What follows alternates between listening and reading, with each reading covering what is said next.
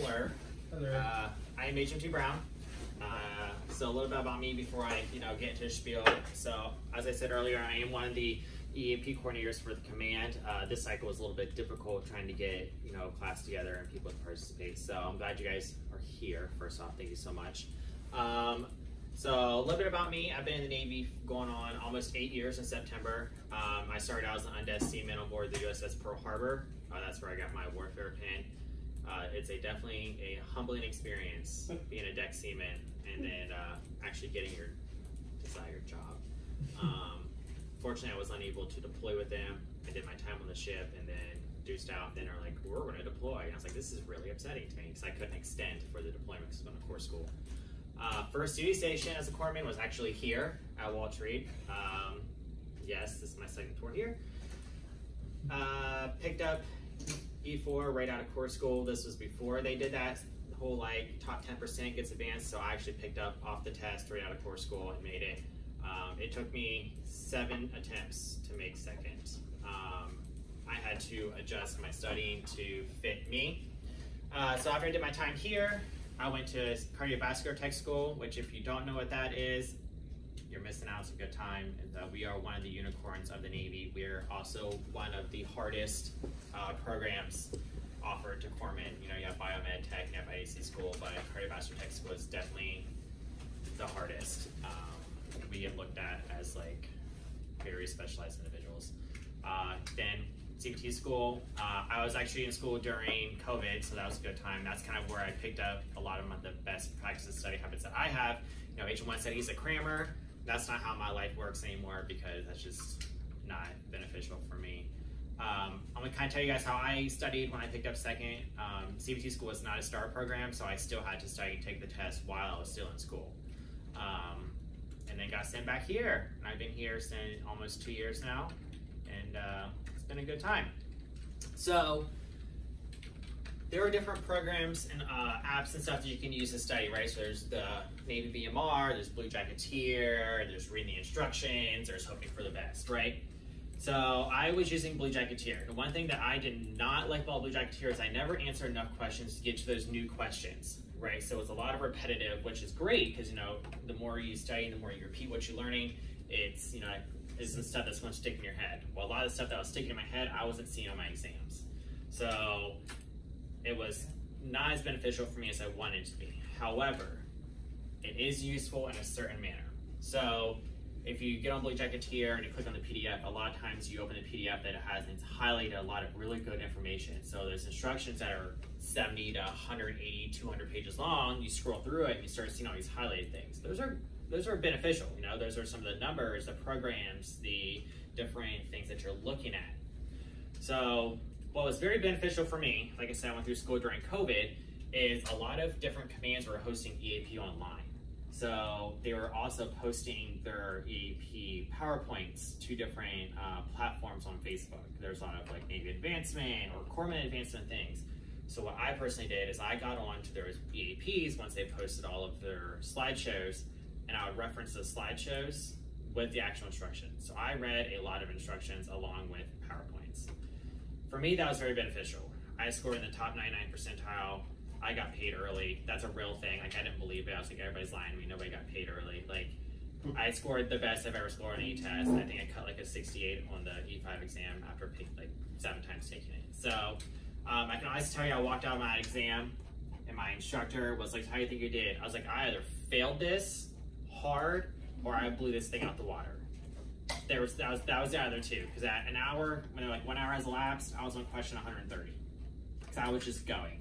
Every question I saw, I either knew or I knew how to break it down and figure out what it was. So that's why I was like, I need to teach how I study to people because it worked for me. Cramming's great, Blue Jacketeer's great, but I'm not gonna lie, actually sitting down and reading instructions, referencing off something, you're asking a question, help me find the instruction, see why it's related to this question, right? Very beneficial. So you're gonna have me for a lot until we can get some of these gaps filled for people to come instruct. So a lot of these instructions, I might just read straight from the PowerPoint to get through. Some of them I'm gonna just fly through because it's just easy stuff that we should know. A lot of times, a lot of these instructions, you can kind of think back to your job, right? what do? We were corpsmen, we learn medical stuff, right? So some of these very basic questions, like Adrian was saying, gauze covered in blood, we can just throw that away, right? It's not an issue, because how many times have you had to put a Band-Aid on somebody or clean up somebody's blood and you just threw the gauze away? Yeah. So it's sometimes you can sit and think like, oh, they're asking this question, how can I relate this back to what I do on a daily basis, instead of like stressing out about it, right? So it's you gotta learn how to play the test, because like you said, most times like a C- and you're get advanced, right? That doesn't work in my lifestyle because I like my high grades. But anyway, all right, so we're gonna talk about medical records. There's a lot of PowerPoint slides to this. We're gonna fly through most of this just because medical records are very easy, right? It's very basic, nothing changes with them, nothing is added, nothing is taken away. If anything, hard copy medical records are now being sent electronically, so most of the times you might not even come across these anymore in the fleet, depending on the command that you're at, right? So, NAVADTRA 14295 Bravo, Corpsman Manual, a lot of the stuff that you can cover, basic information, is going to come straight from the Corpsman Manual. They love pulling questions from the Corpsman Manual. If you haven't cracked the Corpsman Manual open, looked at it, did the non-residential training course on it, highly recommend doing it. It's super simple, super easy. You learn a lot, to be truly honest with you. H3 Anderson, did you make it off of the new like testing thing for E3, E4? Or did you pick? I did, but I had took the exam like 5 times before. Oh, okay. Yeah. Got it. So you know how the exam process works. Yeah. It's just your first time taking it. Okay. Got it. So you got this. All right. Some of my learning objectives: how to prepare a jacket, how to file a medical record, you know, who's ultimately responsible for your records, and then of course like the 4 parts of a medical record. So I can honestly say all the times I've taken this exam and the 3rd class exam, the time I took it, it was very basic questions, right? Where would you file this document? What color is this jacket? What is the instruction that governs, you know, the different colors of jackets, right? These are not hard questions. These are very basic, very simple questions that, you know, hopefully you should be able to say, like, oh, I know this. All right, so overview of records management. Opening, filing, verifying any records, closing any medical dental records for active duty and reserve personnel. Chapter 16 of the ManMed is where you're also going to find guidelines for medical records, right? So there's 2 references that we can use here. So the NAVMed P117, Chapter 16, and then of course, you know, our great Corpsman Manual, Chapter 4, which Chapter 5 we can go through and look at, right? All right, so the U.S. Navy uses this awesome NAVMed 6150/21-30, right? This is important. This is the medical records itself. This is what breaks down to the colors and all that stuff, right? So it's used for chronological documentation of medical dental evaluations, treatment, and occupational health. So all of our goodies go in these, and I've seen service members that have like 4 of these jackets for no reason. All right. Yeah, primary and secondary, right? So what's the difference between 2? So primary record is documents medical and dental outpatient care, and your primary types are your health records, outpatient, and patient records. And then a secondary record is established by a patient's specialty healthcare provider, contains medical information needed by that provider for a specific need, and any type of secondary record is like a temporary record, ancillary record, of that nature. All right, so health records are active duty members and documents all of our outpatient care. So anything that happens, labs, go to sick call, dental treatment, special physicals, all go into those, right? Outpatient records are continuous care given to non-active duty people, so retirees, family members, and then your inpatient record is file for inpatient care. Summarizes will be placed into health record or outpatient record. So if you get admitted and you're inpatient, that's your and stuff. So if you were kind of link it together, so it'd be like Ecentrus has all your provider notes, that'd be your inpatient record, right? I don't really care about that. No. All The commanding officer is ultimately responsible for all records, regardless of where you're at. The CO is the one that is like, needs to ensure that everything with these records is squared away, good to go. He relies on medical department, he or she relies on medical department to ensure that our records are updated, regularly inventoried, not missing anything, it's all there. All right, so health records have 4 parts. Yeah, part 1, which are pencil entries. Part 2 is your DD, your Privacy Act statement. Part 3 is your disclosure of accounting record, and part 4 has your forensic examination. So that's when you open your record and there's nothing in it, right? So that first side has a pencil entry where you write your name, your command, your address, your phone number. The second part here has that privacy statement. You flip it over, has the disclosure answering record, and then part 4 has that dental record, you know, where it says, oh, you have a cavity here and a filling here, so that way if you get blown up, they can identify you by your teeth, right? Jimmy got a short phone. Oh, yep.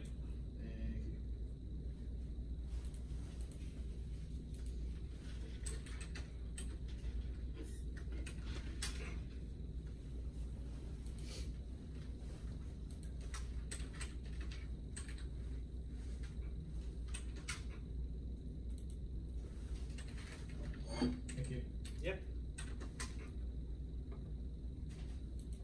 All right, so there it is again. So my thing is, if you see it more than once, it's probably important. NABS 6150/2130 U.S. Navy Medical Outpatient and Dental Treatment Records. Right.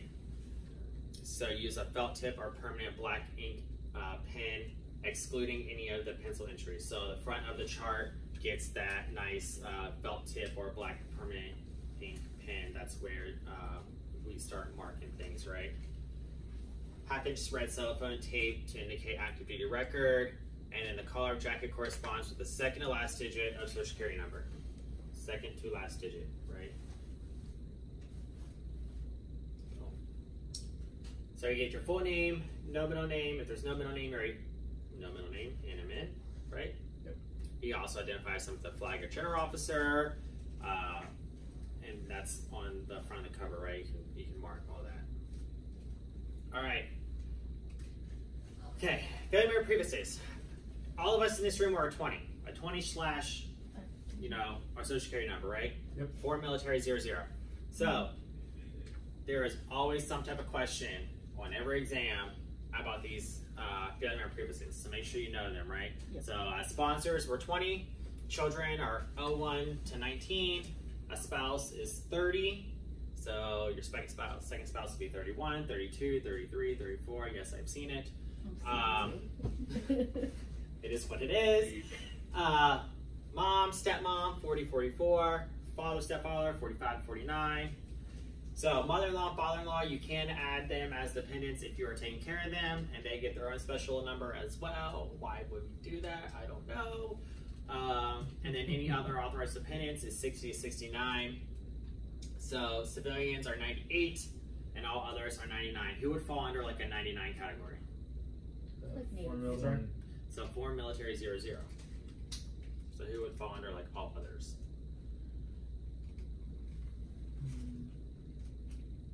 Are they contractors? So yeah, so anybody that isn't that necessarily. So when we had our foreign refugees here, right? They were 99s because they're not you know, foreign military. They're not normal beneficiaries, but we're providing care to them, so they'd fall under 99. Okay, makes sense. All right, so this is, of course, the front of our lovely little health records here. So number 1 is a service and status. So that's, you know, what's going on there, whether it's a outpatient treatment record, your dental record. It has what branch you're in, if you're a family member, if your family member has insurance. Let's see here, then your pencil entries is number 2, so that's up at the top, which is usually your rank and your rate, so E5, HM, E4, AB, something, one other. Your full name, then alert box if you have any allergies,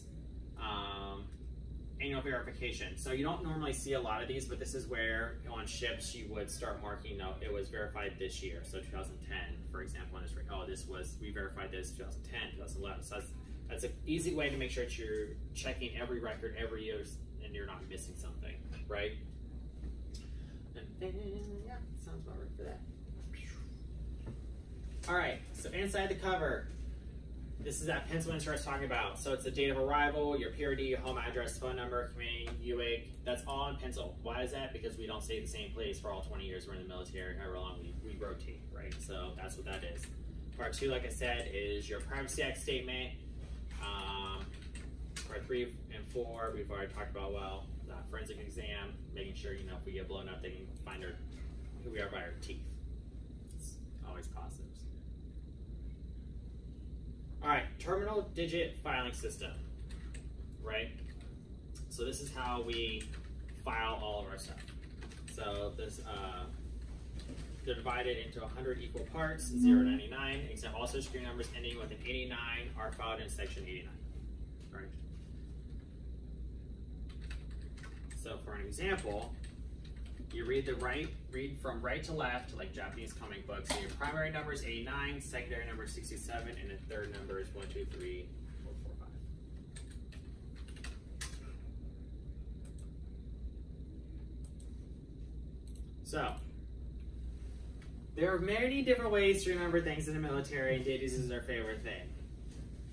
This is not the one that I use. The one I use is not appropriate for real life world, and we're being recorded, so I cannot share. But the point of this ditty is to go off of the number to correspond it with the color of the record, right? So of course 0 is orange, 1 is green. And remember, we're going off that second to last number, the last number of the Social Security. Correct. So second last number is Social Security number. So for me, my last 4 is 2473, so my record would be what color? So my last 4 is 247, right, so almond. So if somebody had last 4 of like 5535, the color would be Right. boom, easy, right? Easy stuff. Oh yeah. Now you just gotta remember that. You know, they give you that scratch piece of paper. I start writing down every ditty I can think of to remember certain things. Like I used to do it for when I do it for like the for this. I cannot think of the other one. The reference numbers, the 1000, 2000, 3000 SSI code. SSIC codes. Yep, I do it for that too. Because let me tell you, the one thing I'm not going to miss is easy questions. Or let's see one for. So, Pink card. this pink card, right? NAVMAD 6150/7 is a health record receipt. So pretty much what this is if you check your health record out, you sign this cute pink card, and then when you check it back in, they put the card back in your record, and you go. So this would be, for example, when my ship was in the yards, we used these for if we would go to dental. So we would take our dental record with us and bring our dental record back to the ship, but we'd use this pink card to say that our record's signed in out, who has the records. That way it's always accountable, right? Very big thing is accountable. And your record should not be out more than 5 working days. So if you're going someplace on a Friday, you better keep that record hidden or safe someplace to where you can bring it back on Monday, because they will come find you if you can't get it back to the ship Friday night. All right, we verify our records annually. Simple. Every year we're looking to make sure, right? Easy day. All right, closing. Making entry in 6150/4's abstract of service and medical history. If there's anything missing, you fill out an SF600. So this is more on the operational side of the house. But like I said, a lot of places are starting to go straight towards those electronic health records, which are a big thing. Desertion. If somebody decides they just want to leave and not come back, that gets documented on SF600 and the CO signs it off. Retirement. You close record and send to National Personnel Records Central in St. Louis, Missouri. And any disabled separation or retirement, a copy gets sent to the VA. Okay.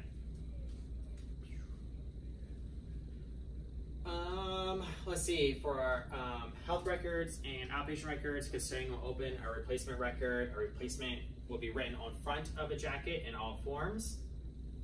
And then a brief explanation of the circumstance to be filed on a 600, which is your chronological record of medical care. So if you're opening a duplicate record, you're pretty much going to do the same concept, except for you're going to write duplicate record permanently above the outpatient medical record. So if you're making, somebody was like, I want a copy of my health record, you can literally open a record, write duplicate, and make a copy of everything and give it to them. All right, treatment forms. All treatment forms are divided into 4 sections. This is always a question as well. So part 1 is a record of preventive medication, occupational health. So what is this? This is your vaccines. This is your HIV blood draws. This is your hearing conservation test. That's all going to go in there. So part 2 is a record of medical care and treatment. So this is where your SF600s will go. So anytime you have something medically done, it can go there. Part 3 is your physical qualification. So this is going to be your, let's say you needed a special physical for a duty station. That will go there as well. And then part 4 is a record of ancillary studies, inpatient care, and miscellaneous forms. So this would be like any radiology reports. Will go in your part 4.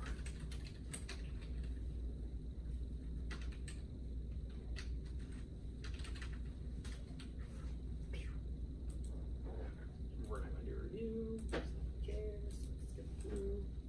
All right, and that's that. Simple. Medical records are very, very simple.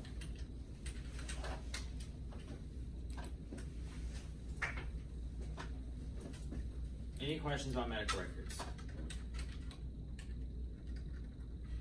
Literally the only questions you're going to get is the instruction of the records, that covers that, the colors, whatever.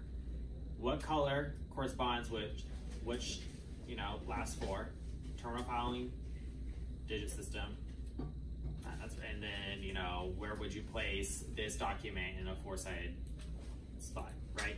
Yep. Very easy.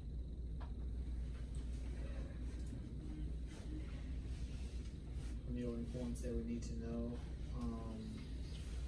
NAVMed 6150 /7, which is the health record. See, 6154, which is the abstract of service. Let's see here. And is it the CO who signs off when the records are closed before it's sent to Missouri? Yep. Oh, I love logistics. It's the only part of the test I know. Oh, logistics. Yeah.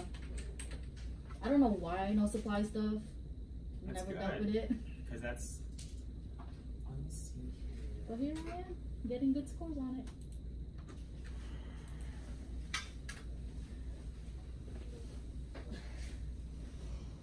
Can you go ahead and hit pause on that? Yep. I'm trying to see if I can find a.